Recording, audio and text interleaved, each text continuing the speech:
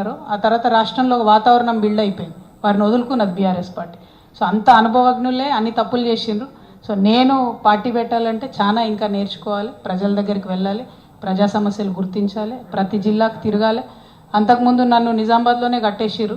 So నిజామాబాద్లోంచి ఇప్పుడు నేను బయటకు వచ్చి ఒక్కొక్క జిల్లాకు వచ్చి అందరినీ మళ్ళీ కలుస్తున్నా. మా జాగృతిని మళ్ళీ నిర్మించుకుంటున్నాం. జాగృతి క్యాడర్ నిర్మించుకోవడంతో పాటు నేను అక్కడ ఆయా జిల్లాల్లో స్థానికంగా ఉండేటటువంటి సమస్యల మీద అండర్స్టాండింగ్ తెచ్చుకుంటాను.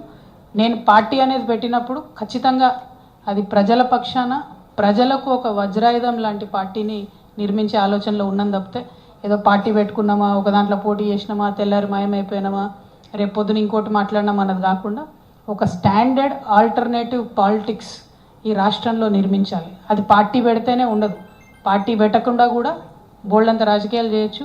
తెలంగాణ జాగృతి పుట్టినప్పటి నుంచి కూడా రాజకీయ అంశాల పట్లనే మాట్లాడుతున్నాం. తెలంగాణ ఉద్యమంలో కూడా మేము రాజకీయ అంశాలే మాట్లాడినాం.